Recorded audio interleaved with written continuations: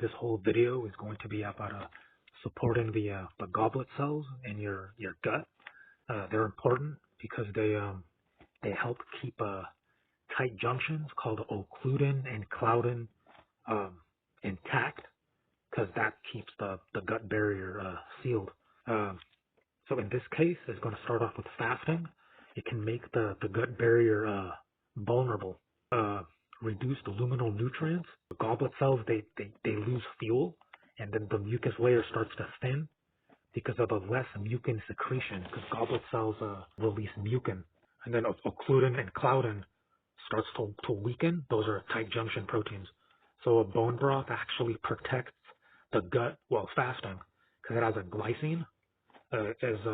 Glycine is a mucosal maintenance fuel, and it also has a primary amino acid and collagen, which helps goblet cells produce mucin.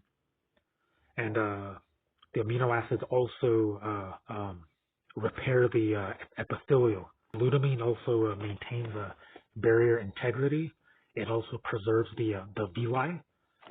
Villi, it actually degrades during fasting, especially long-term fasting. The villi is needed to absorb nutrients, to capture nutrients. So if the villi is degraded, they're actually they're like literally like shorter.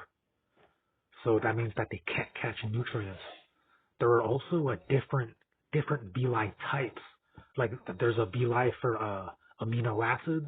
There's a villi type for glucose. There's I might have to cover it in a different video, because then this video would just be too long. Glutamine helps preserve a villi structure. Glutamine also reduces fasting-induced mucosal atrophy.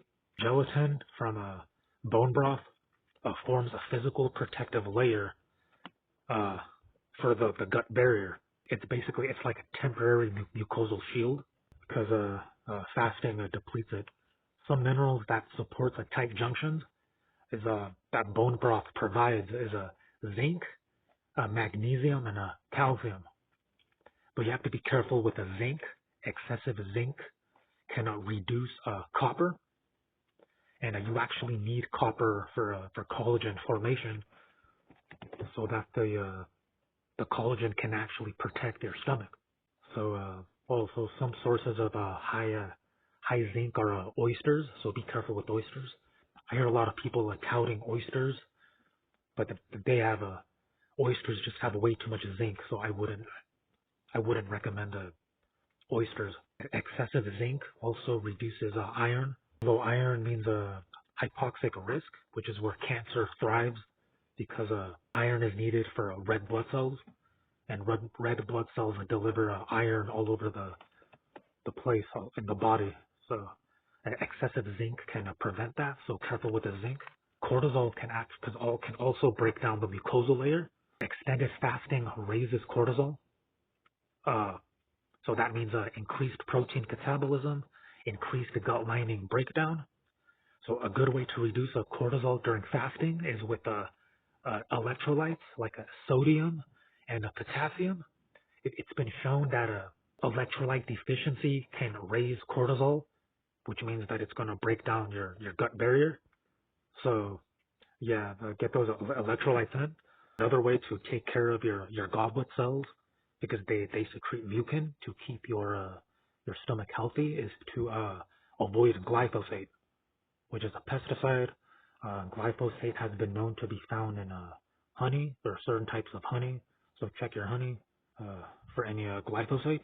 So basically, glyphosate can actually reduce your goblet cell numbers. It's been shown in animal studies and in rodent studies. Goblet cells are reduced in number in the intestinal lining. This leads to thinner mucus layers. Glyphosate also interferes in mucin production, called MUC2, and that is the primary mucin in the gut. The result is increased gut permeability or leaky gut. Glyphosate is known to inhibit Shikimadi pathway in gut bacteria, affecting beneficial microbes like lactobacillus and bifidobacterium. So that means that glyphosate ruins your good gut bacteria. Also, that's bad. Glyphosate reducing these bacteria, lactobacillus and bifidobacterium, because they actually they stimulate goblet cell differentiation and mucin secretion. But glyphosate impairs these goblet cell functions. Glyphosate can induce reactive oxygen species and low-grade inflammation in intestinal tissues. But goblet cells are sensitive to oxidative stress. So basically, goblet cells increase that stress, and then you have a cell damage, altered mucin secretion, and then goblet cell depletion in chronic exposure scenarios. Also, another reason that glyphosate is not good for your stomach is that it decreases nutrient absorption. So that means that you're going to be deficient, because the mucus layer is important for a proper nutrient absorption and enzyme protection. So also goblet cells, they require zinc and magnesium because they are dependent enzymes for mucin production. A good way to boost this is with pistachios, because pistachios have vitamin B6.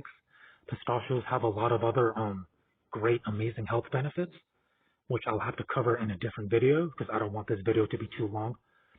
So basically, pistachios supply vitamin B6. Vitamin B6 is important for magnesium to work. And then the vitamin D receptors enhances intestinal magnesium absorption. So more VDR expression means more magnesium absorbed. And as a result, the goblet cells get the magnesium-dependent enzymes that they need for mucin production. That means that the gut cells, or the gut mucosal layer, will be boosted because of the mucin increasing the ocloudin and cludin gut proteins. So that concludes the video. Leave your comments below about any knowledge you have, any foods, any mechanisms that you know.